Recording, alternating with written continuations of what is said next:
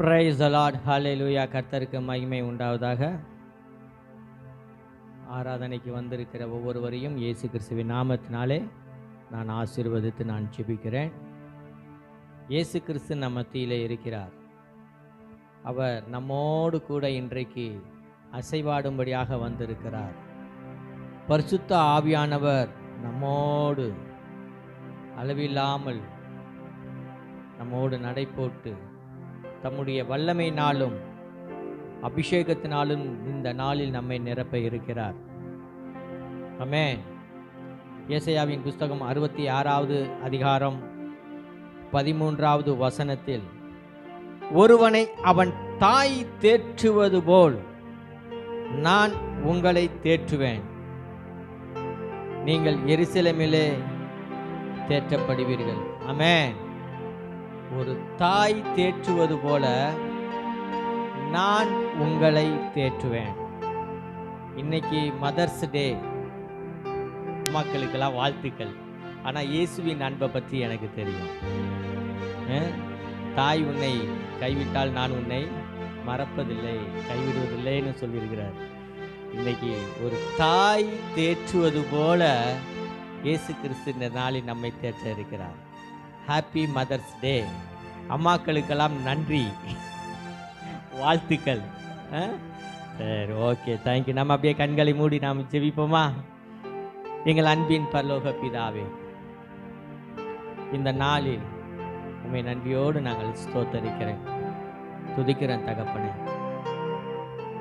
பரிசுத்தவான்களுடைய சுதந்திரத்தில் பங்கடைய செய்ய எங்களை தகுதிப்படுத்தினவரும், இருளின் அதிகாரத்தில் இருந்த எங்களை விடுதலையாக்கி அன்பின் குமாரனுடைய ராஜ்யத்திற்கு உட்படுத்தினவருமாயிருக்கிற பிதாவாகிய தேவனை இந்த நாளில் நாங்கள் ஸ்தோத்தரிக்கிறேன், துதிக்கிறேன் தகப்பனே.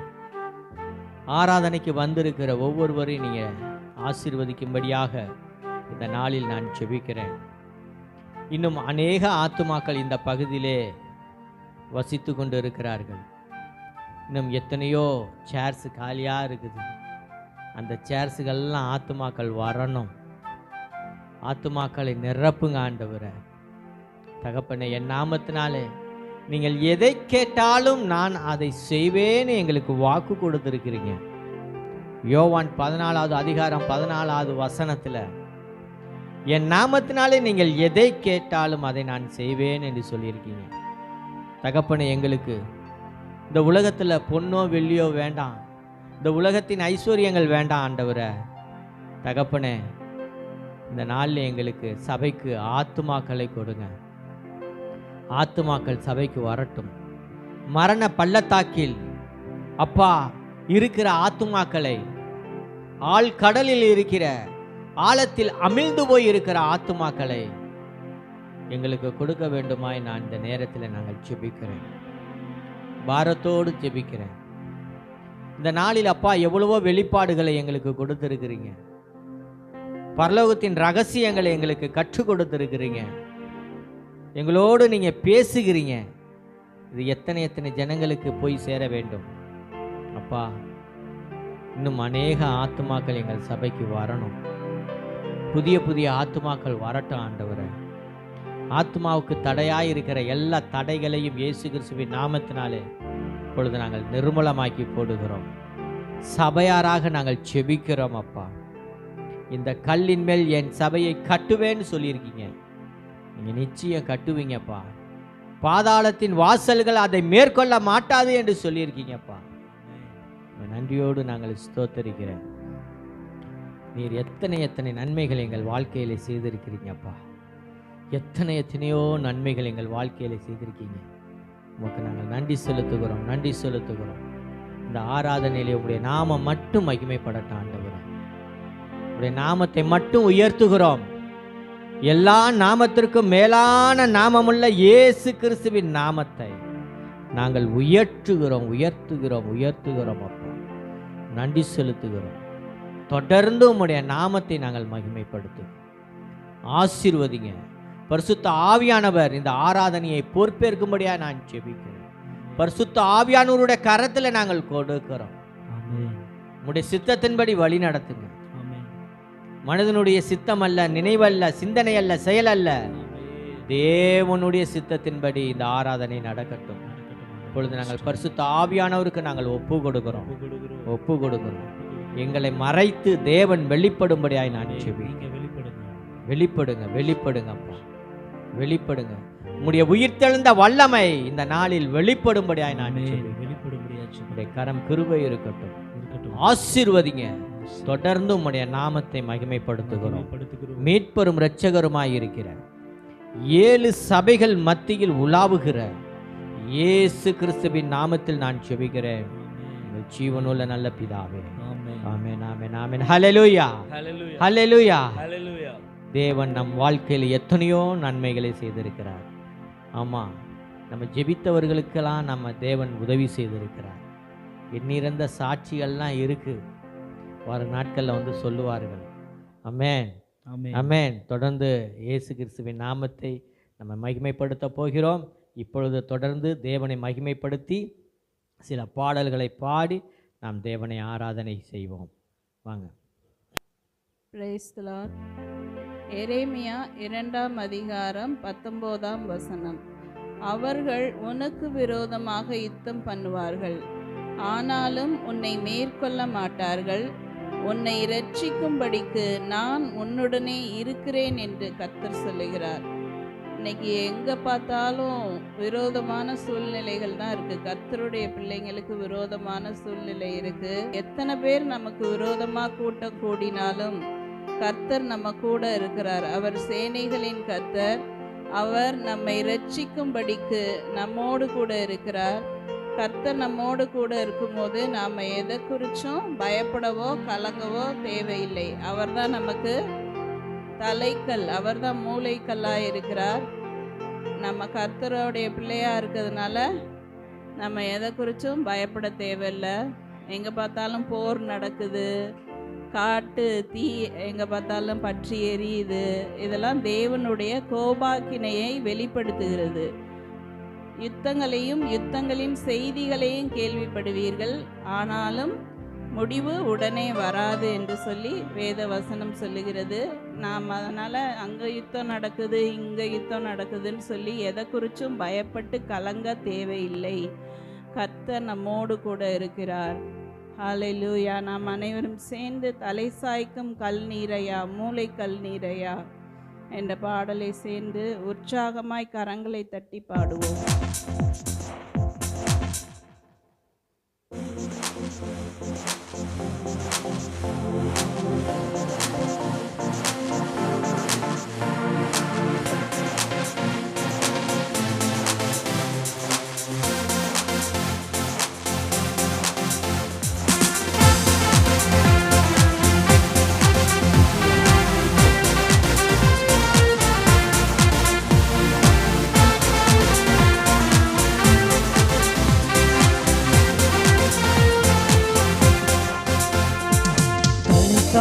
கல்லீரையா, மூளை கல்லீரையா, நான் நம்பி தலை சாய்க்கும் கல்லீரையா, மூளை கல்லீரையா.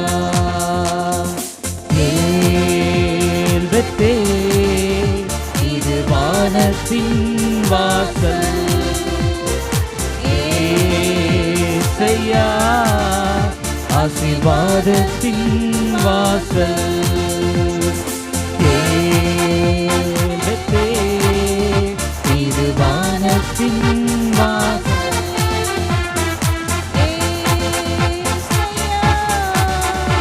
ஆசீர்வாதத்தின் வாசல்.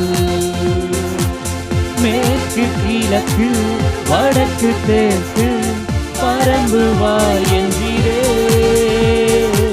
பூமியின் துளை போல் சந்ததி பெருகும் என்று வாக்குரைத்தீரே. மேற்கு கிழக்கு வடக்கு தெற்கு பரம்பு வா என்றீரே, பூமியின் துளை போல் சந்ததி பெருகும் என்று வாக்குரைத்தீரே. சொன்னதை செய்யும் மனமும் என்னை கைவிடவே இல்லை. நீ சொன்னதை செய்யும் அளவும் என்னை கைவிடவே மாட்டீர். ஏல் பெத்தேல் திருவானத்தின் வாசல்,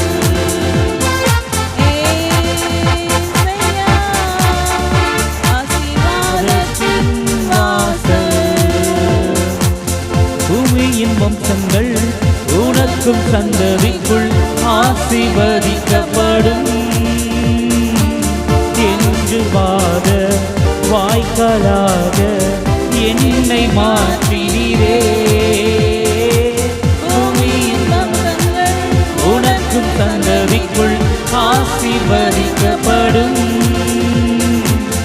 ஆசீர்வாத வாய்க்காலாக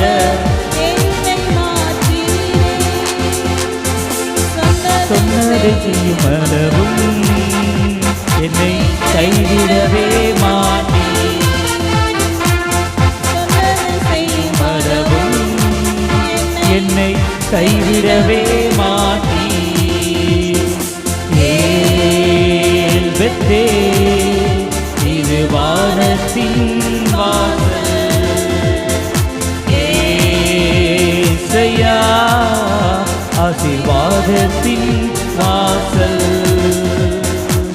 செல்லும் இடமெல்லாம் என்னோடு இருந்து என்னை கனப்படுத்துவீ. தகப்பன் தேசத்துக்கு திரும்பும் வரையில் என்னை காப்பாற்றுவீ. செல்லும் இடமெல்லாம் என்னோடு இருந்து என்னை கனப்படுத்துவீ.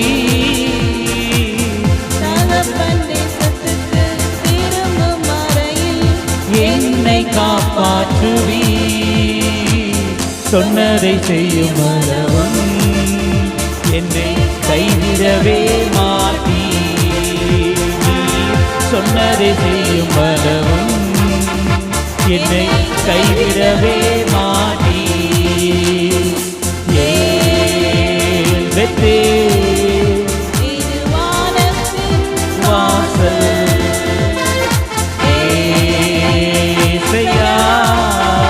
ஆசீர்வாதத்தின் வாசல்.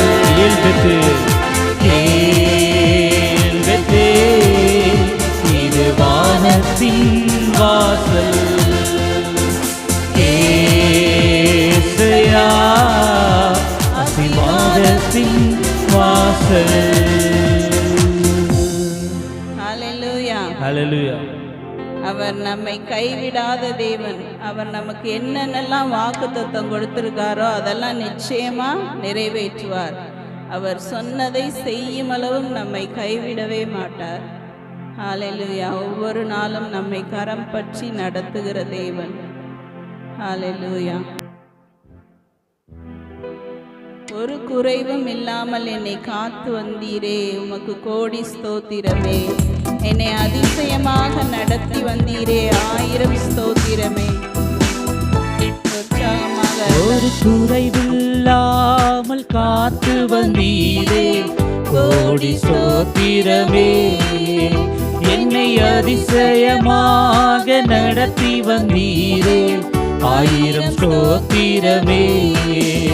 ஒரு குறைவில்லாமல் காத்து வந்தீரே, கோடி ஸ்தோத்திரமே. என்னை அதிசயமாக நடத்தி வந்தீரே, 1000 ஸ்தோத்திரமே. 10,000 ஸ்தோத்திரமே. ஆறுயிரே ஆறுதலே, ஆயுளெல்லாம் காப்பவரே. ஆறுயிரே ஆறுதலே, ஆயுளெல்லாம் காப்பவரே. ஒரு குறைவில்லாமல் காத்து வந்தீரே, கோடி ஸ்தோத்திரமே. என்னை அதிசயமாக நடத்தி வந்தீரே, 1000 ஸ்தோத்திரமே. 10,000 ஸ்தோத்திரமே. என் முன்னே சென்றீரே, எங்கள் பயணத்தை காத்தீரே. என் முன்னே சென்றீரே, வந்தீரே, எங்கள் பயணத்தை காத்தீரே. மகிமையால் மூடிக்கொண்டீரே, எங்கள் குடும்பத்தை காத்து வந்தீரே. மகிமையால் மூடிக்கொண்டீரே, எங்கள் குடும்பத்தை காத்து வந்தீரே. ஆறுயிரே ஆறுதலே, ஆயுளெல்லாம் காப்பவரே. ஆறுயிரே ஆறுதலே, ஆயுளெல்லாம் காப்பவரே. ஒரு குறைவில்லாமல் காத்து வந்தீரே. கோடி ஸ்தோத்திரமே, என்னை அதிசயமாக நடத்தி வந்தீரே. 1000 ஸ்தோத்திரமே, 10,000 ஸ்தோத்திரமே. வருஷத்தை நன்மையினால் முடிசூட்டி மகிழ்ந்தீரே. வருஷத்தை நன்மையினால் முடிசூட்டி மகிழ்ந்தீரே.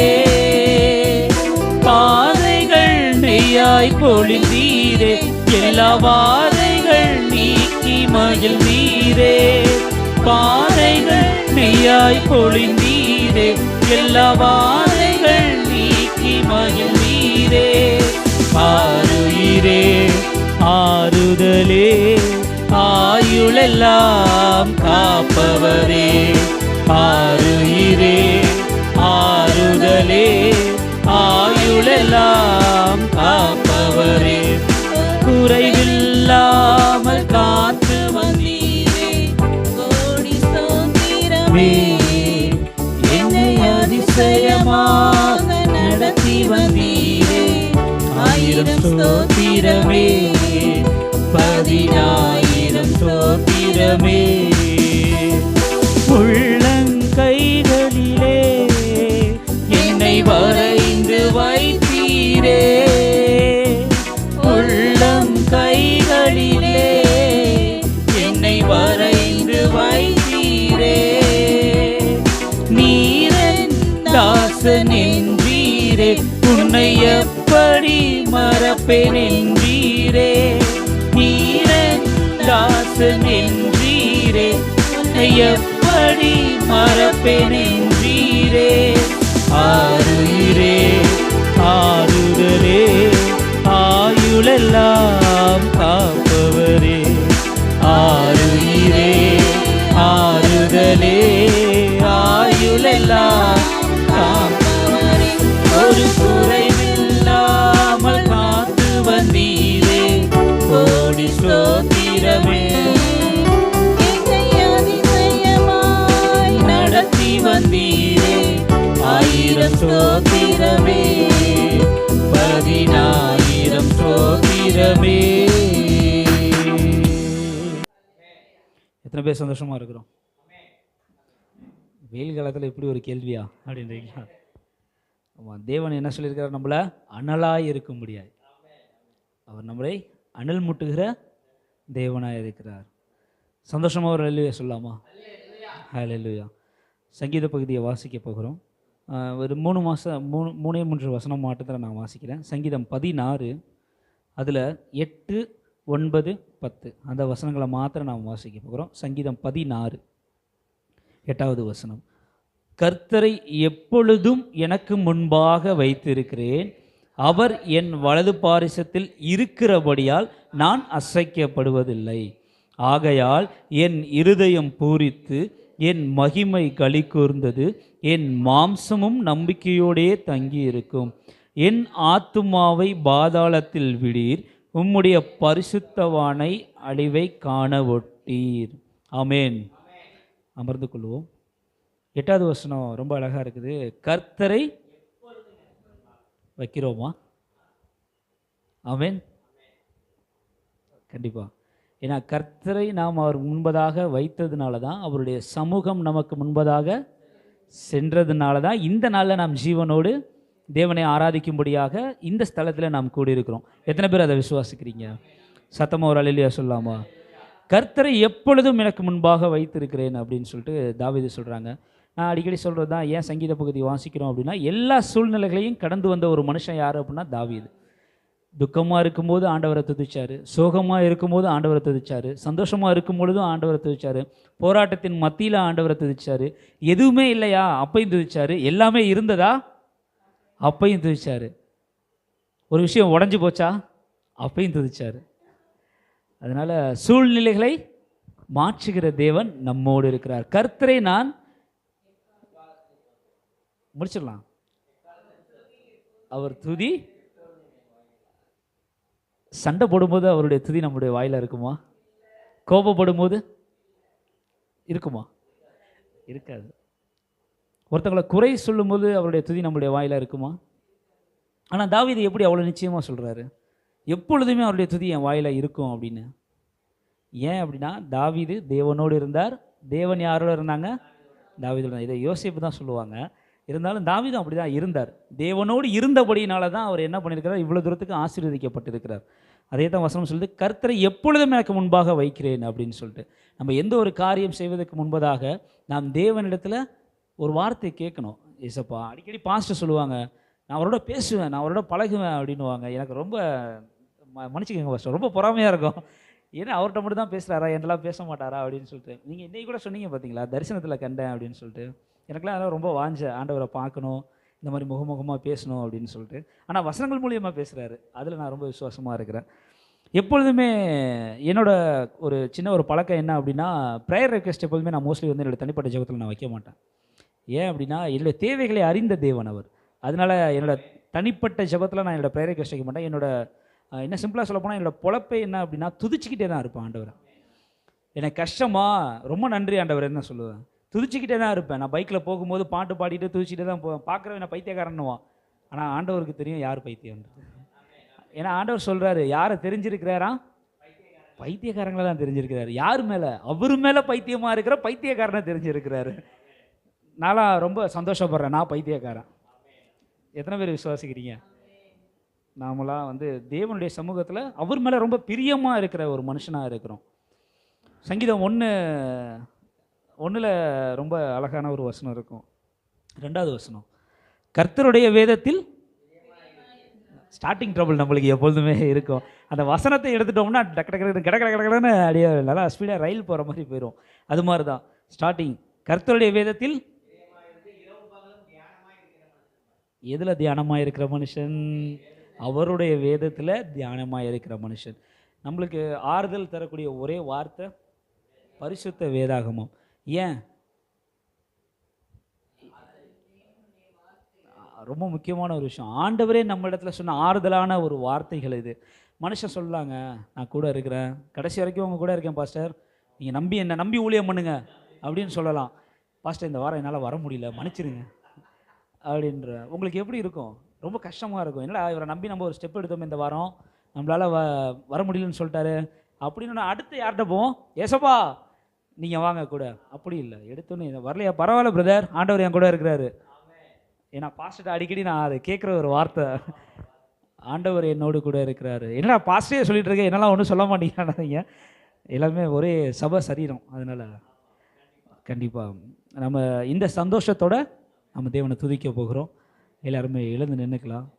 ஆமாம், அவரை நாம் எப்பொழுதுமே நமக்கு முன்பதாக வைக்கிறோம். எப்பொழுதுமே ஒரு சபை திறப்பதற்கு முன்பதாக, ஒரு ஆராதனை நடப்பதற்கு முன்பதாக நமக்கு முன்னாடி அவர் நம் மத்தியிலே வந்து காத்திருக்கிற தேவனாக இருக்கிறார்.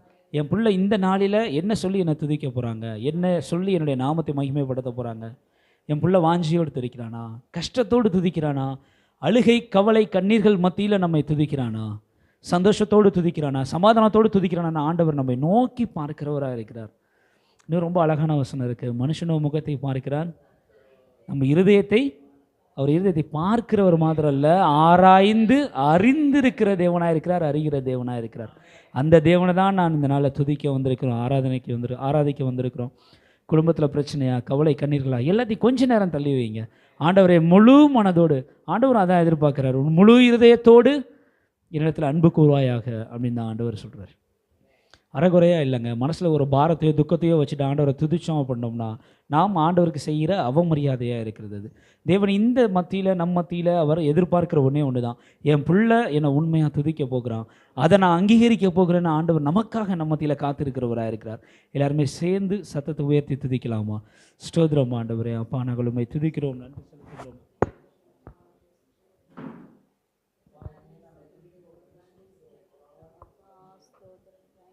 எங்கள் மத்தியிலே உலாவுகிறவரே உம்மை நாங்கள் துதிக்கிறோம் ஆண்டவரே. எங்கள் மத்தியிலே அப்பா பேசுகிற தெய்வமாய் இருக்கிறவரே உம்மை நாங்கள் துதிக்கிறோம் ஆண்டவரே. எங்களோடு அப்பா எங்களுக்கு ஆக பரிந்து பேசுகிறவரே உம்மை நாங்கள் துதிக்கிறோம் ஆண்டவரே. எங்களோடு சேர்ந்து நீர் நிற்கிறவரே உம்மை நாங்கள் துதிக்கிறோம் ஆண்டவரே. நாங்கள் விழுந்து போகாதபடிக்கு எங்களை தாங்கிக் கொள்ளுகிற தேவனாய் இருக்கிறவரே உம்மை நாங்கள் துதிக்கிறோம் ஆண்டவரே.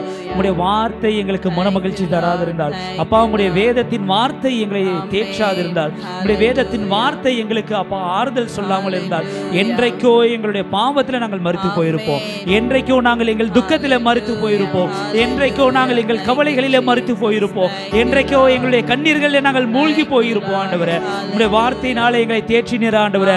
மனுஷன் அப்பத்தினால் மாத்திரமல்ல தேவனுடைய வார்த்தையினாலும் பிழைப்பான் என்று சொன்ன தேவனே, உம்முடைய வார்த்தையினாலே நாங்கள் இந்த நாளில் பிழைத்து நிற்கிறோம் ஆண்டவரே. அப்பா எங்களை பிழைக்க வைத்த தெய்வமே, எங்களை பிழைப்பூட்டுகிற தெய்வமே, உம்மை நாங்கள் துதிக்கிறோம், நன்றி செலுத்துகிறோம் ஆண்டவரே. உம்முடைய நீதியின் கரத்தினாலே எங்களை தாங்கி நடத்துகிறவரே உம்மை நாங்கள் துதிக்கிறோம் ஆண்டவரே.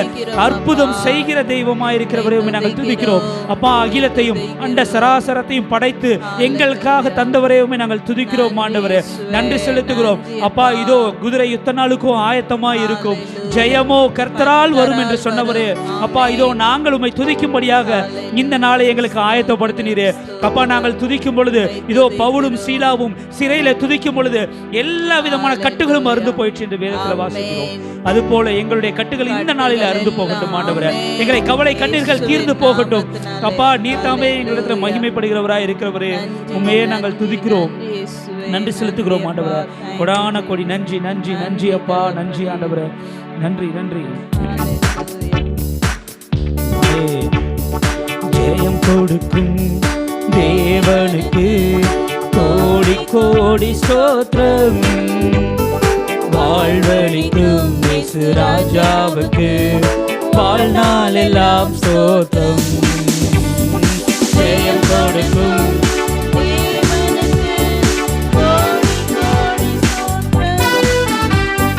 வாழ்வளிக்கும் இயேசு ராஜாவுக்கு வாழ்நாள் எல்லாம் ஸ்தோத்திரம்.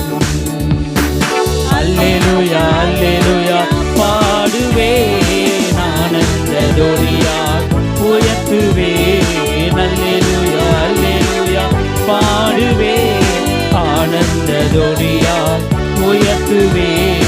ஜெயம் கொடுக்கும் தேவனுக்கு கோடி கோடி ஸ்தோத்திரம், வாழ்வளிக்கும் இயேசு ராஜாவுக்கு வாழ்நாள் எல்லாம் ஸ்தோத்திரம். நீதியின் கரத்தினால், நீதியின் கரத்தினால் தாங்கியே நடத்துவார்,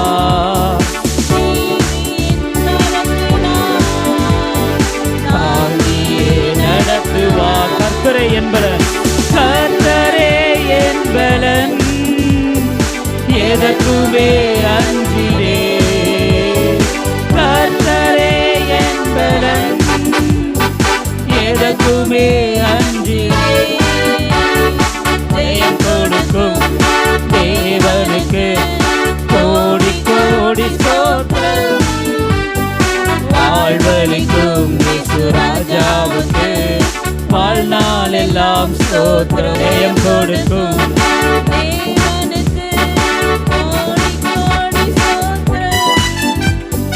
வாழ்வளிக்கும் இயேசு ராஜாவுக்கு வாழ்நாள் எல்லாம் ஸ்தோத்திரம். ஜெயம் கொடுக்கும் தேவனுக்கு கோடி கோடி ஸ்தோத்திரம்,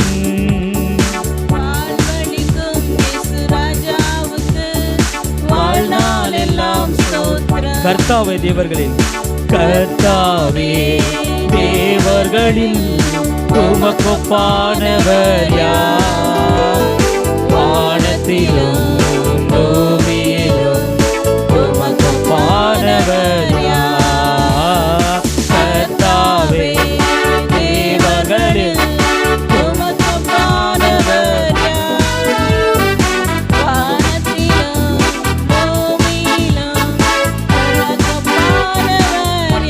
உமக்கொப்பானவர் உமக்கொப்பானவர் யார் உமக்கொப்பானவர் யார் உமக்கொப்பானவர் யார் உமக்கொப்பானவர் யார் வானத்திலும் பூமியிலும் உமக்கொப்பானவர் யார் வானத்திலும் பூமியிலும் உமக்கொப்பானவர் யார்? ஆமென்.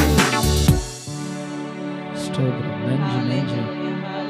அவருக்கு ஒப்பான தெய்வம் யாருமே இல்லைங்க. அவருக்கு ஒப்பான தெய்வம் யாருமே இல்லை. அவருக்கு நிகரான தெய்வம் யாருமே இல்லை. ஆமென். அவர் செங்கடலை பிளந்து தம்முடைய ஜனங்களை நடத்தின தேவனாக இருக்கிறார். ஹalleluya. அவர் தூதர்கள் உண்ணும் உணவால் நம்மை போஷித்த தேவனாக இருக்கிறார். Thank you, Jesus. கண்மலை பிளந்து வனாந்திரத்தில் நமக்கு தாகம் தீர்த்த தேவனாக இருக்கிறார். Hallelujah.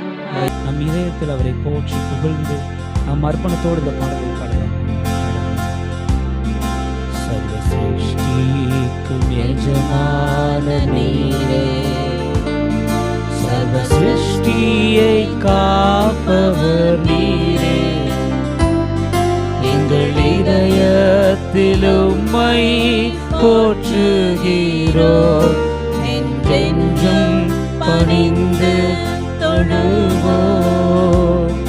சர்வ சிருஷ்டிக்கும் எஜமான நீரே, சர்வ சிருஷ்டியை காப்பவர் நீரே, எங்கள் இதயத்தில் உம்மை போற்றுகிறோம், என்றென்றும் பணிந்து தொழுவோம்.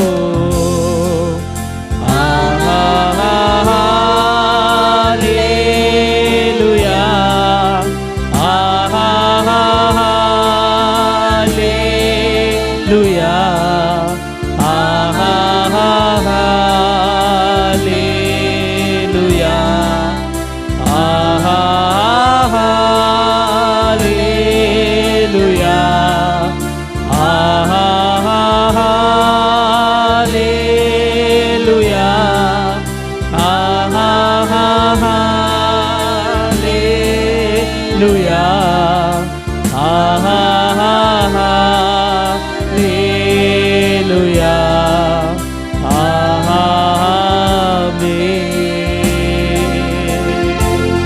வானபூமி ஒழிந்து போனாலும்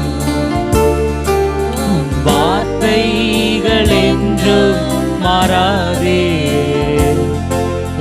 வாழ்க்கை அழிந்து மறைந்து போ, விசுவாசி என்றென்றும் நிலைப்பா. வானபூமி ஒழிந்து போனாலும் வார்த்தைகள் என்றும் மாறாது, வாழ்க்கை அழிந்து மறைந்து போ, விசுவாசி என்றென்றும் நிலைப்பா.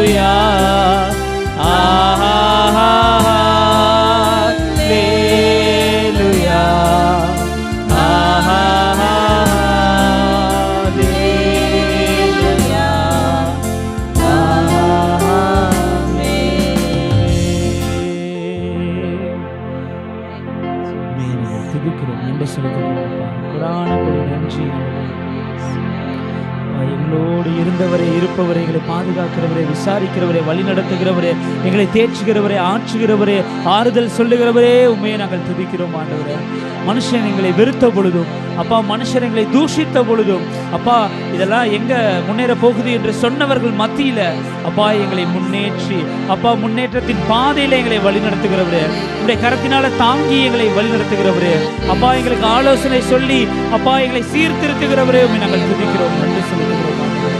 கொடான கொடி நன்றி, நன்றி ஆண்டவரே, கொடான கொடி நன்றி செலுத்துகிறோம்.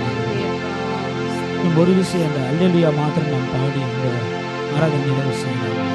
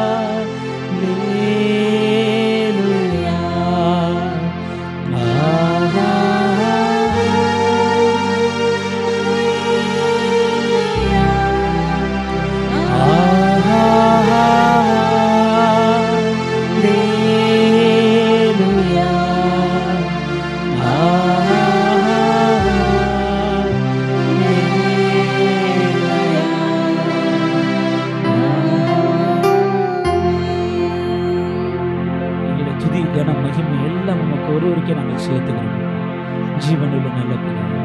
ஆமென். Praise the Lord. Hallelujah. கர்த்தருக்கு மகிமை உண்டாவதாக. இந்த நாளில் ஆண்டவர் நம்முடைய தேவன் பேசும்படியாக கொடுத்த செய்தியின் தலைப்பு மீட்பின் ரகசியம். எதற்காக நம்மை மீட்டெடுத்தார் தேவன் என்பதை குறித்து ரொம்ப அழகாக ஆண்டவர் பேசிக்கொண்டே இருந்தார். எனக்கு நேரம் பத்தலை. 4 வசனத்தை 1 மணி நேரமாக ஆண்டவர் சொல்லி கொடுக்குறார். இது ஒரு பெரிய ரகசியம். என்ன சரி, அவருக்கு சொன்னதில் சில காரியங்களை அப்படியே ஃபில்ட்ரு பண்ணி ஒரு 25 நிமிஷம் 30 நிமிஷத்தில் அப்படியே நான் உங்களுக்கு ரொம்பவும் பேசக்கூடாது. உங்களுக்கு என்ன இவர் இப்படி பேசிக்கிட்டே இருக்கிறார், ரொம்ப நேரம் பேசிக்கிட்டு இருக்கிறார் நினைக்கக்கூடாது. அழகாக ஷார்ட் அண்ட் ஸ்வீட்டாக அழகாக ஒரு நல்ல பிரியாணியை அழகாக கொடுத்து நல்லா திருப்திப்படுத்தணும். அதுதான் ஆண்டவர் நம்மோடு பேசுகிறோம். அவ்வளோ நல்லவராக இருக்கிறார் பாருங்கள். மீட்பின் ரகசியம். எபேசியர் 1வது அதிகாரம் 7வது வசனத்தை நம்ம வாசிக்கலாம். அவருடைய கிருபையின் ஐஸ்வரியத்தின்படியே இவருடைய இரத்தத்தினாலே பாவம் மன்னிப்பாகிய மீட்பு இவருக்குள் நமக்கு உண்டாயிருக்கிறது. அவருடைய கிருபையின் ஐஸ்வரியத்தினாலே இவருடைய இரத்தத்தினாலே பாவ மன்னிப்பாகிய மீட்பு இவருக்குள் நமக்கு உண்டாயிருக்கிறது. யாரை குறித்து சொல்லியிருக்கிறது? இயேசு கிறிஸ்துவை குறித்து இந்த இடத்துல சொல்லியிருக்கிறார். அவர் இரக்கத்தின் கிருபையின் ஐஸ்வர்யம் உள்ளவராக இருக்கிறார். இயேசு கிறிஸ்துவின் இரத்தத்தினாலே பாவ மன்னிப்பாகிய மீட்பு நமக்கு உண்டாயிருக்கிறது. நமக்கு அந்த மீட்பு பாவத்தில் இருந்து நம்ம மீட்டெடுக்கப்பட்ட ஒரு ஜென்ரேஷன். சரியா? பாருங்க, மனிதன் உருவாக்கப்பட்டதிலிருந்து இயேசு கிறிஸ்து சிலுவையில் மரித்து உயிர்த்தெழுதல் வரையிலும் எல்லாரும் பாவம் செய்து தேவ மகிமை அற்றவர்களாய் நாம் காணப்பட்டோம். தேவ மகிமை ஆண்டவர் ஆதாமை உண்டாக்கின பொழுது பரிபூர்ண ஒரு மனுஷனாக உண்டாக்கினார். ரொம்ப அழகா, பர்ஃபெக்ட், எந்த ஒரு குறையுமே கிடையாது. அப்படிப்பட்ட மகிமையினால் கனத்தினால் அப்படியே ஆதாமை உண்டாக்கி வைத்திருந்தார்.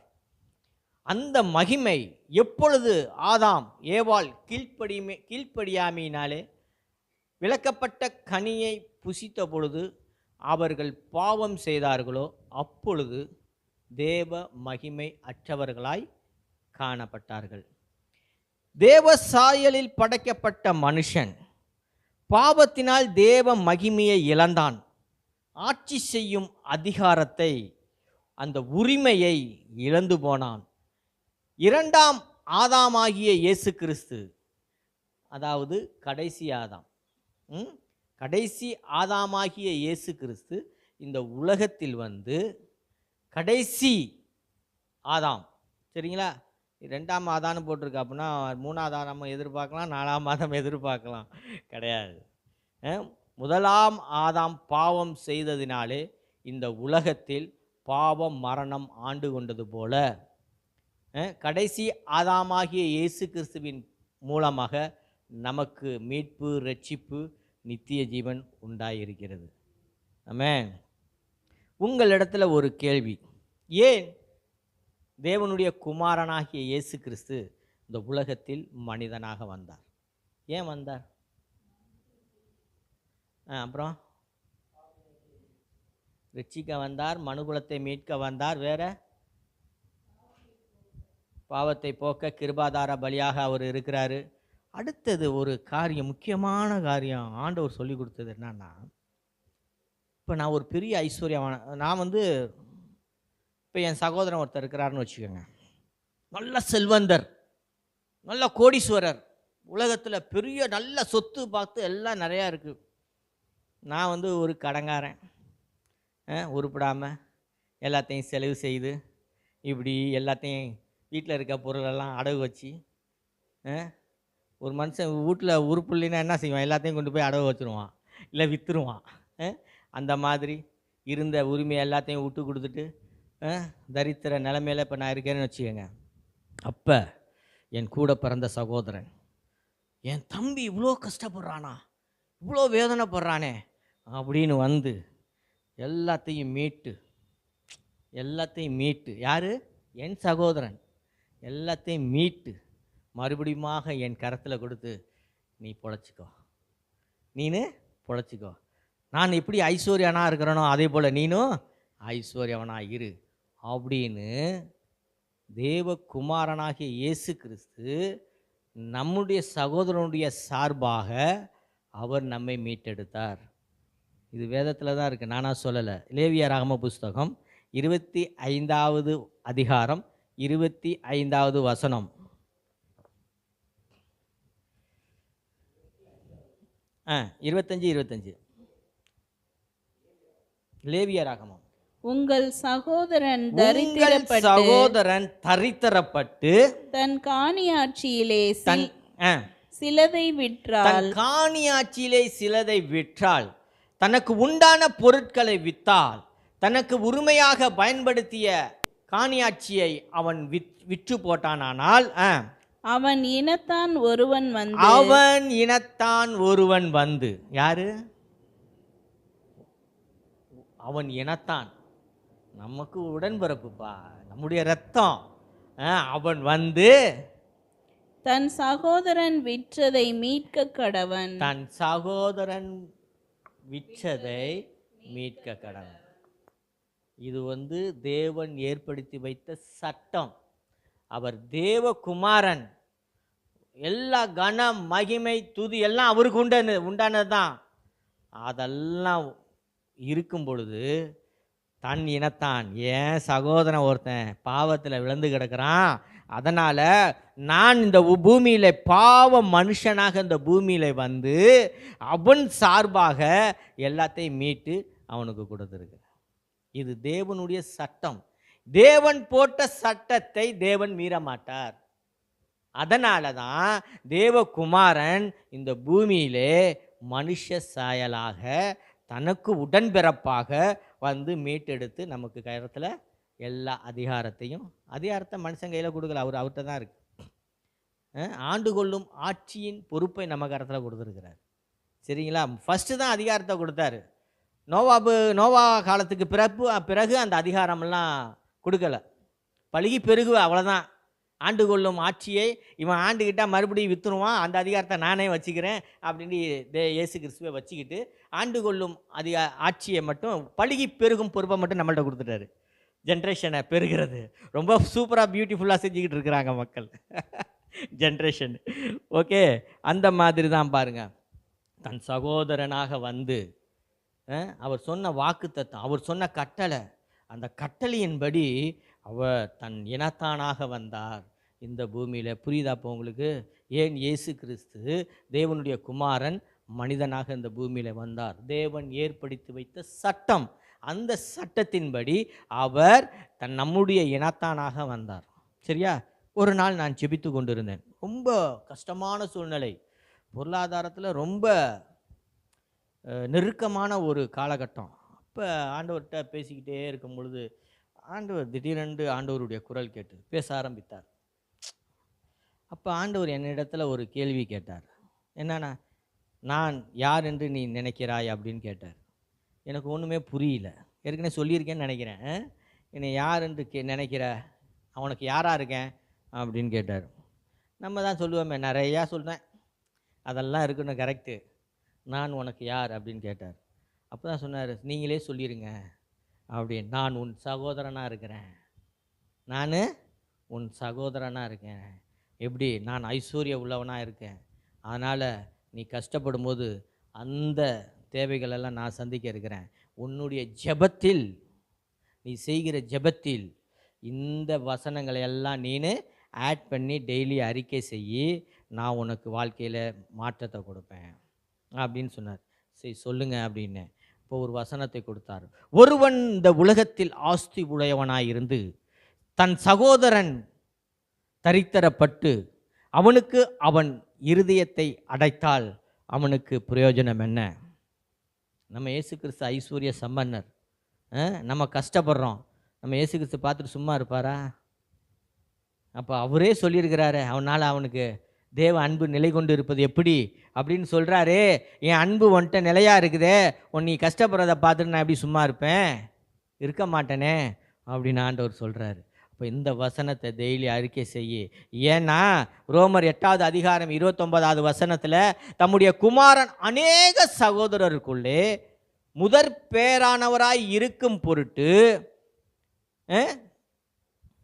அநேக சகோதரருக்குள்ளே முதற் பேரானவராய் இருக்கும் பொருட்டு தேவன் எவர்களை முன் குறித்தாரோ அவர்களை தமது குமாரனுடைய சாயலுக்கு ஒப்பாய் இருப்பதற்கு முன் குறித்திருக்கிறார்.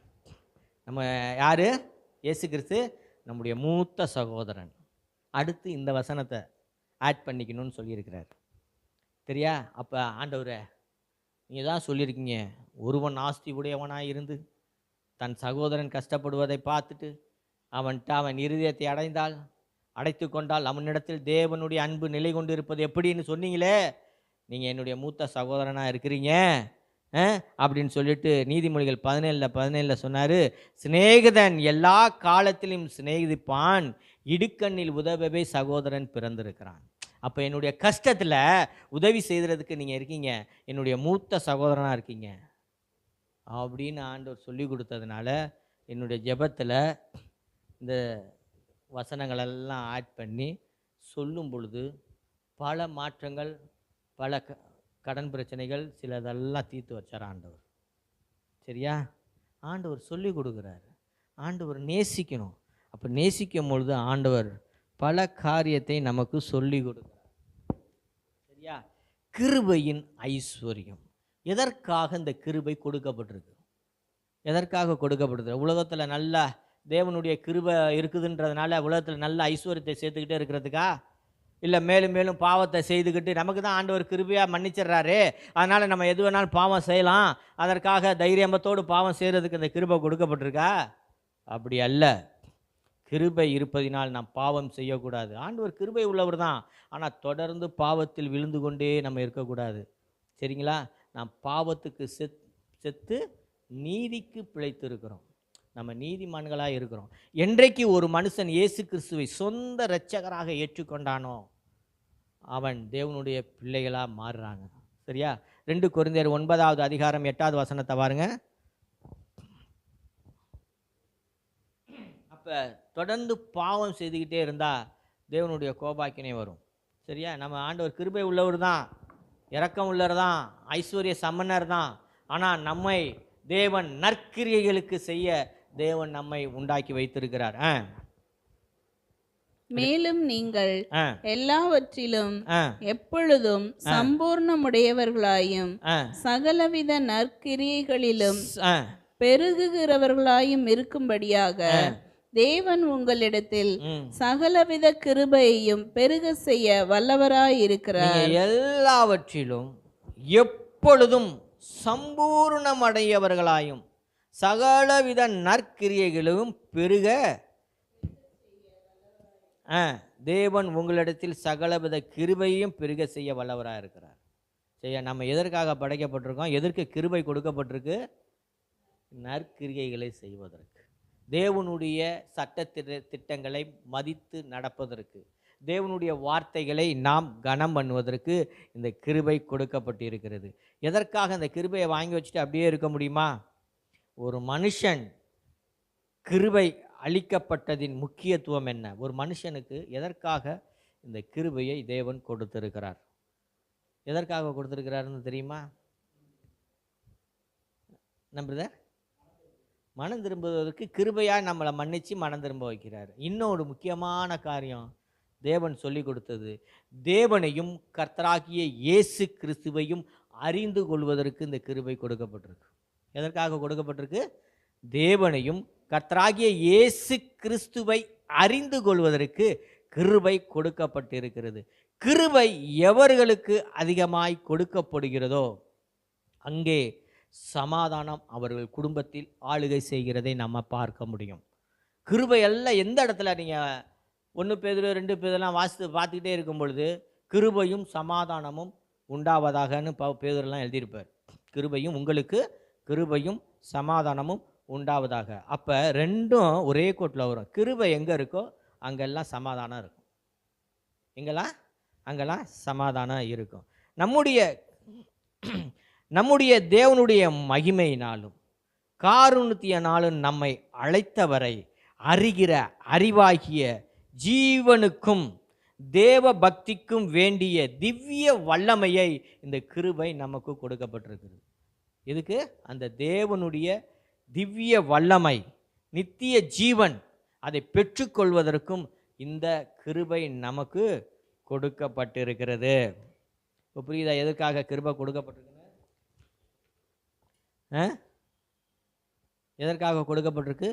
நம்ம நித்திய ஜீவனை பெற்றுக்கொள்வதற்கு, தேவனுடைய வல்லமையை நம்ம பெற்றுக்கொள்வதற்கு இந்த கிருபை கொடுக்கப்பட்டிருக்கிறது. நம்முடைய ஜீவனை பாதுகாக்கிறது. நம்முடைய ஜீவனை தேவன் எப்படி பாதுகாக்கிறார் தெரியுமா? எப்படி பாதுகாக்கிறார்? தேவன் நமக்கு ஒரு பாதுகாப்பாக இருந்து அந்த கிருபை, தேவன் நமக்கு கொடுத்திருக்கிற கிருபை, தேவன் நம்முடைய ஜீவனை பாதுகாப்பதற்காக அப்படியே சூழ இருந்து ஒரு சூரியனை போல தேவன் நம்மை பாதுகாக்கிறார். சங்கீதம் 84:11 வாசிங்க. அந்த கிருபை என்ன செய்கிறது? சங்கீதம் 84:11.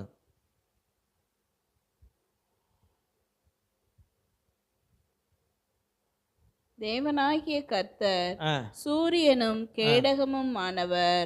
கர்த்தர் கிருபையையும் மகிமையையும் அருளுவார். உத்தமமாய் நடக்கிறவர்களுக்கு நன்மையை வழங்காதிரார். பாருங்க, தேவனாகிய கர்த்தர் சூரியனும் கேடகமானவராம். நம்முடைய ஜீவனை தேவன் எப்படி இருந்து பாதுகாக்கிறார்? ஒரு சூரியனை போல இருந்து நம்மை பாதுகாக்கிறார். கர்த்தர் கிருபையையும் மகிமையும் அருளுவார். நமக்கு கிருபை கொடுக்குறாரு, அடுத்தது மகிமையை கொடுக்குறார். உத்தமாய் நடக்கிறவர்களுக்கு நன்மை வழங்காதிரார். நம்ம உத்தமாய் நடந்தோம்னா நம்ம வாழ்க்கையில் கிருபை பெருகும். என்ன? உத்தமாக நடந்தால் நம்ம வாழ்க்கையில் கிருபை இருக்கும், தேவனுடைய பாதுகாப்பு இருக்கும். அப்போ உத்தமாய் நடக்கும்போது நம்மளை தேவன் பாதுகாக்காமல் விடவே மாட்டார். அவரை சூரியனை போல கேடகமாய் இருந்து நம்மை பாதுகாக்கிறார். உலகத்தில் உண்டான பாவத்தின் தண்டனைக்கு தப்பி, உலகத்தில் எவ்வளவோ பாவம் இருக்குது. எதற்காக நம்மை பாதுகாக்கிறார்னா, உலகத்தில் பாவம், எண்ணிறந்த பாவங்கள் இருக்குது. இந்த பாவத்திலிருந்து நம்மை தப்பித்து கொள்வதற்கு கிருபை கொடுக்கப்பட்டிருக்கிறது. தேவனுடைய சுபாவத்திற்கும் பரலோகத்தில் பங்கு உள்ளவராகும் பொருட்டு தேவனுடைய மேன்மையும் வாக்கு தத்தத்தையும் நம்ம பெற்றிருக்கிறோம். இந்த கிருபையினால் தேவனுடைய வல்லமையவும், தேவன் நமக்கு எண்ணிறந்த வாக்கு தத்தம் கொடுத்துருக்கிறார். வருஷ தொடக்கத்தில் வாக்கு தத்தம் அங்கங்கே பறக்கும்.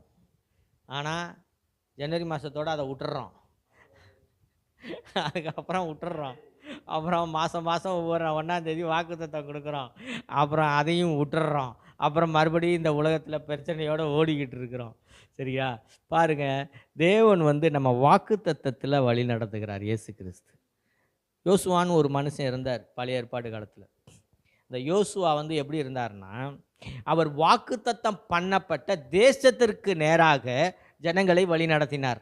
யோசுவா வாக்குத்தத்தம் பண்ணப்பட்ட தேசத்திற்கு யோசுவா ஜனங்களை வழி நடத்தினார். இயேசு கிறிஸ்து அந்த வாக்குத்தத்தத்தில் நம்மை வழி நடத்துகிறார். வாக்குத்தத்தத்தில் நம்ம வாக்குத்தத்தத்தை பெற்றுக்கொள்வதற்கு நமக்கு ரொம்ப பொறுமை வேணும். நமக்கு வாக்குத்தத்தத்தை நிறையா கொடுத்துருக்கிறாரு. கொடுத்த வாக்குத்தத்தத்தை நம்ம பெற்றுக்கொள்வதற்கு பொறுமை ரொம்ப அவசியம். பொறுமை இல்லைன்னா வாக்குத்தத்தத்தை பெற்றுக்கொள்ள முடியாது. கானான் தேசத்தை அவங்க இஸ்ரவேல் மக்கள் பெற்றுக்கொள்வதற்கு எத்தனை வருஷம் ஆச்சு? 40 வருஷம். அவங்க வனாந்தரத்திலே சுற்றிக்கிட்டு இருந்தாங்க. மோசே போய் யோசுவா காலத்தில் தான் அதை பெற்றுக்கிட்டாங்க. சரியா? அப்போ பொறுமை ரொம்ப அவசியமாக இருக்கிறது. பொறுமையோடு நம்ம காத்திருக்கும் பொழுது, தேவனுடைய சமூகத்தில் நாம் காத்திருக்கும் பொழுது, தேவன் அந்த வாக்கு தத்தத்திற்கு நம்மை வழி நடத்தி சென்று கொண்டே இருப்பார். எபிரேயரின் புஸ்தகம் 12வது அதிகாரம் 6லிருந்து சில வசனங்களை நம்ம வாசிக்கலாம். நம்ம வாக்கு தத்தத்தை பெற்றுக்கொள்ளும் பொழுது சில நேரங்களில் நமக்கு கஷ்டம் வரதான் செய்யும். அதான் சொன்னேன், பொறுமையாக காத்திருக்கணும். இஸ்ரவேல் மக்கள் வாக்குத்தத்தம் பண்ணப்பட்ட தேசத்திற்கு அவர்கள் கடந்து செல்லாதபடிக்கு அநேக மக்கள் இறந்து போனார்கள். முறுமுறுத்தாங்க, இன்னும் என்ன எவ்வளோ நேரம் போகிறது, எங்களுக்கு சாப்பாடு கிடைக்கல, ஒன்றும் கிடைக்கல, எங்களுக்கு எவ்வளோ தான் நாள் மண்ணாவே சாப்பிட்றது, போர் அடிச்சு போச்சு, காடையை அனுப்புங்க ஆண்டவரை. அனுப்புனாங்க. முறுமுறுத்துக்கிட்டே இருந்தாங்க. பூமி அவர்களை விழுங்கி போட்டது. சரியா? அப்போ வாக்குத்தத்தம் சொன்ன வாக்குத்தத்தத்தை சொன்னவர் நம்முடைய வாழ்க்கையில நிறைவேற்றுவார் என்ற பொறுமை நம்மிடத்தில் இருக்க வேண்டும். அதை எபிரேயர் புஸ்தகத்தில் அழகாக சொல்கிறார். 12வது அதிகாரம் 6லேருந்து வாசிங்க. கர்த்தர் எவனிடத்தில் அன்பு கூறுகிறாரோ அவனை அவர் சிட்சித்து தாம் சேர்த்து கொள்ளுகிற எந்த மகனையும் தண்டிக்கிறார் என்று பிள்ளைகளுக்கு சொல்லுகிறது போல உங்களுக்கு சொல்லி இருக்கிற புத்திமதியை மறந்தீர்கள். நீங்கள் சிட்சையை சகிக்கிறவர்களாய் இருந்தால், சிட்சையை நம்ம கஷ்டம் இருக்குதான் இல்லைன்னு சொல்ல, ஆண்டவர் நிறைய வாக்குத்தத்தத்தை கொடுத்துருக்கிறாரு. நிச்சயமாகவே நான் உன்னை ஆசீர்வதிக்கவே ஆசீர்வதித்து பெருகவே பெருக பண்ணுவேன்னு வாக்குத்தத்தம் கொடுத்துருக்கிறாரு. ஆனால் இன்றைக்கி ஒரு வேளை சாப்பாட்டுக்கு நம்ம கஷ்டப்பட்டுக்கிட்டு இருந்தா அந்த வாக்குத்தத்தம் நம்ம வாழ்க்கையில் நிறைவேறியிருக்கா? நிறைவேறல. ஆனால் நிறைவேறும். ஆனால் அந்த வாக்குத்தத்தத்துக்கு நேராக தான் நம்மளை இயேசு கிறிஸ்து வழி நடத்துகிறார். அதனால் சில சிட்சைகளை ஆண்டவர் கொடுக்குறார். சில சிட்சைகளை ஆண்டவர் நமக்கு கொடுத்து கொண்டிருக்கிறார். அந்த சிட்சைகளை தன்னுடைய மகன் என்ன செய்யணுமா? சகிச்சுக்கிட்டு இருக்கணும். சரியா? வாசிங்க.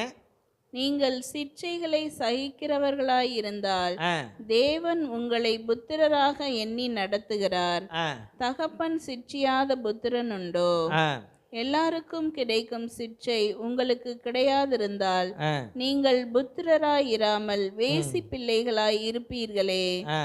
அன்றியும் நம்முடைய சரீரத்தின் தகப்பன்மார்கள் நம்மை சிட்சிக்கும் போது அவர்களுக்கு நாம் அஞ்சி நடந்திருக்க நாம் பிழைக்கத்தக்கதாக ஆவிகளின் பிதாவுக்கு வெகு அதிகமாய் அடங்கி நடக்க வேண்டும் அல்லவா? பாருங்க, இந்த உலகத்தில் உள்ள தகப்பனுக்கு பிள்ளைகள் எப்படி நடந்து அடங்கி நடக்கிறாங்களோ அதுபோல தேவனுக்கு அவர் சிட்சிக்கும் பொழுது நாம் அவருக்கு பயந்து நடக்க வேண்டும். சரியா? அதை தான் இந்த அதிகாரத்தில் அழகாக சொல்கிறார். அவசிங்க 11 வரையிலும்.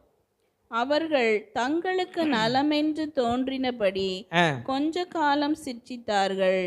இவரோ தம்முடைய பரிசுத்தத்துக்கு நாம் பங்குள்ளவர்கள் ஆகும் பொருட்டு நம்மை பரிசுத்தத்திற்கு பங்கு உள்ளவர்களாக நம்மை பரிசுத்தத்திற்கு தகுதிப்படுத்தும்படியாக தேவன் நம்மை சிட்சிக்கிறார். சரியா? நம்முடைய பிரயோஜனத்துக்காகவே நம்மை சிட்சிக்கிறார். நம்முடைய பிரயோஜனத்துக்காக நம்மை சிட்சிக்கிறார். தேவன் நம்மிடத்துல சில என்ன சொல்றது குவாலிஃபிகேஷனை ஆண்டவர் எதிர்பார்க்கிறார். தகுதியை நம்மக்கிட்ட ஆண்டவர் எதிர்பார்க்கிறார். அது ரொம்ப முக்கியமான ஒரு காரியம். சரிங்களா? அதை வசனத்திலிருந்து நாம் பார்க்கலாம். என்ன நம்ம இடத்துல எதிர்பார்க்கிறார், நம்மக்கிட்ட எதிர்பார்க்கும் காரியம் என்ன, நம்மளுடைய குவாலிஃபிகேஷன் என்ன இருக்கிறது. இந்த எபிரேயர் 11 வரையிலும் வாசித்துறீங்களா? வாசித்து முடிச்சிருங்க. எந்த சிற்சையும் தற்காலத்தில் சந்தோஷமாய் காணாமல் துக்கமாய் காணும், ஆகிலும் பிற்காலத்தில் அதில் பழகினவர்களுக்கு அது நீதியாகிய சமாதான பலனை தரும். ஆமென், ஆமென். பாருங்க, இந்த அளவுக்கு தேவன் நமக்கு சிட்சிக்கிறாரு. அது இப்போ நமக்கு கஷ்டமாக தெரியுது, பிற்காலத்தில் அது என்ன செய்யுமா? மகிமையாக இருக்கும். சரியா? நீதியாக இருக்கும். அப்போ தான் சொல்கிறேனே, நம்மளிடத்துல ஆண்டவர் சில குவாலிஃபிகேஷன், என் பிள்ளைகள் இது இருக்கணும், இந்த தகுதி இருக்கணும். இந்த ஒரு விஷயத்தை சொல்லிவிட்டு நம்ம முடிக்கலாம். அதாவது 2 பேதுரு 1வது அதிகாரம் 5லிருந்து 8 வசனங்களை இங்கே வாசிக்கும் பொழுது என்ன அந்த தகுதி அப்படின்னு பார்க்கலாம். வாசிங்க. 1 பேதுரு 5லேருந்து 8 வரையிலும் வாசித்து பாருங்கள். 1வது அதிகாரம் 5வது வசனம். 2 பேதுரு 1வது அதிகாரம் 5, 8. இப்படி இருக்க நீங்கள் ஜாக்கிரதையுள்ளவர்களாய். இப்போ பாருங்க, இப்படி இருக்க, எப்படி இருக்க? இப்போ சொன்ன காரியங்களெல்லாம் நடைபெற்று நீங்கள் சிச்சையெல்லாம் சகிச்சுக்கிட்டு இருந்தீங்கன்னா, இப்படி இருக்கும் பொழுது நம்மளிடத்த என்ன தகுதி எதிர்பார்க்கிறார் அப்படிங்கிறத பார்க்கலாம். வாசிங்க. உங்கள் விசுவாசத்தோட தைரியத்தையும், நம்முடைய தேவன் மேல் வைத்திருக்கும் விசுவாசத்தோட அந்த தைரியத்தை ஆட் பண்ண சொல்றாரு. ஆட் பண்ணிட்டு ஒவ்வொன்றா ஆட் பண்ண சொல்றாரு. தைரியத்தோட ஞானத்தையும், தைரியத்தோட ஞானத்தையும், ஞானத்தோட இச்சை அடக்கத்தையும், அந்த ஞானத்தோட இச்சை அடக்கத்தையும், இச்சை அடக்கத்தோட பொறுமையையும், பொறுமையையும், பொறுமையோட தேவ பக்தியையும். அந்த பொறுமையோட தேவ பக்தியில் இருக்கணும். சிச்சிக்கிறாருன்னு நம்ம விட்டு விலகி போயிடக்கூடாது. சரிங்களா? அது மாதிரி பொறுமையோட தேவ பக்தியையும், தேவ பக்தியோட சகோதர சிநேகத்தையும், அந்த தேவ பக்தியோட சகோதர சிநேகம், சகோதர சிநேகத்தோட அன்பையும் கூட்டி வழங்குங்கள். இது தேவன் விரும்புகிற முக்கியமான ஒரு காரியம். இந்த தகுதியெல்லாம் நமக்கு இருந்தால் நம்ம வாழ்க்கையில் கனி கொடுக்கிற வாழ்க்கையாக இருக்கும். கனி கொடுக்கிற வாழ்க்கையாக இருக்கும். சரியா? தகுதி, அந்த தகுதி நமக்கு வேணும். அப்போ இதெல்லாம் வளர்த்து கொள்ள வேண்டும். கடைசியாக நம்ம வாசிக்கலாம். எபிரேயர் 12:28 வாசிங்க.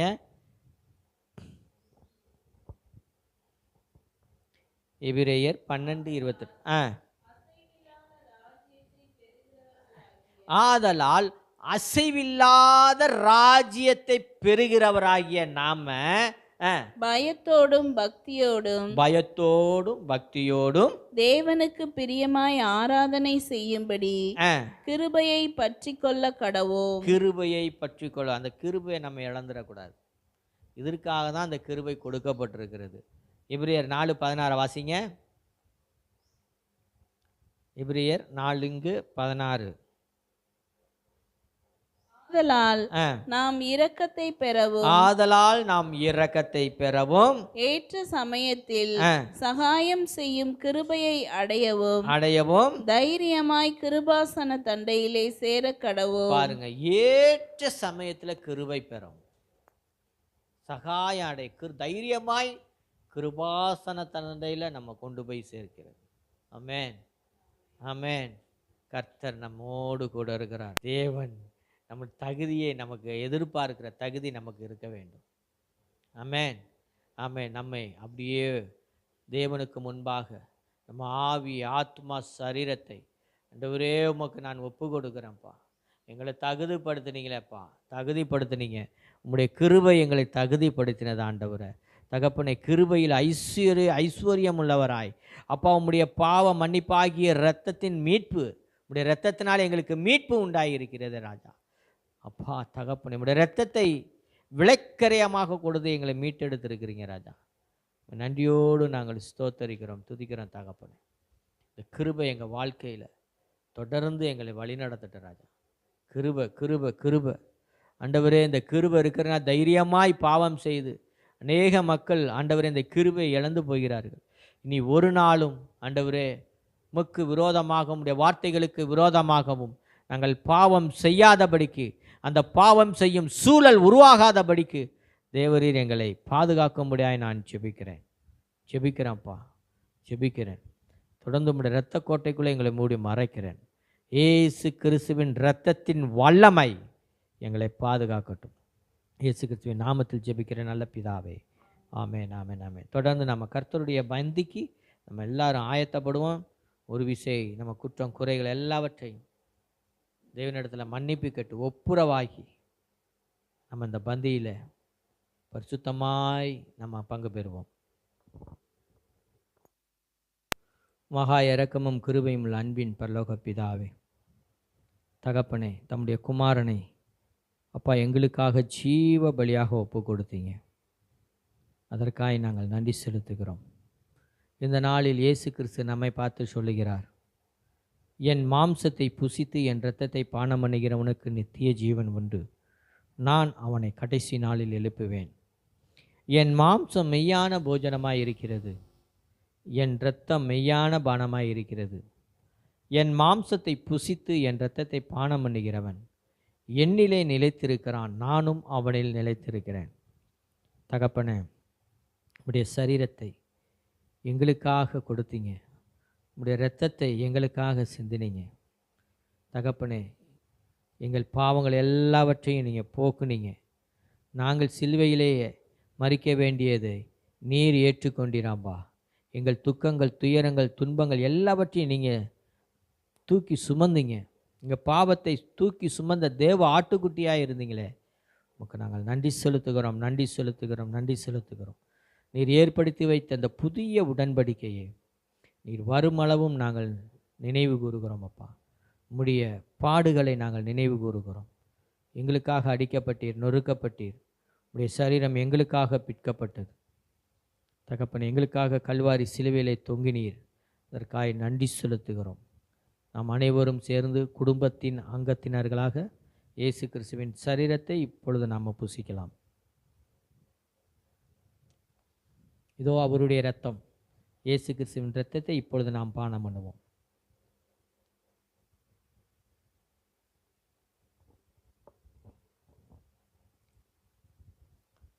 நன்றி தகப்பனே, நன்றியோடு உம்மை நாங்கள் ஸ்தோத்தரிக்கிறோம். இந்த நாளில் எங்களோடு கூட நீங்கள் பேசினதற்காக நன்றி.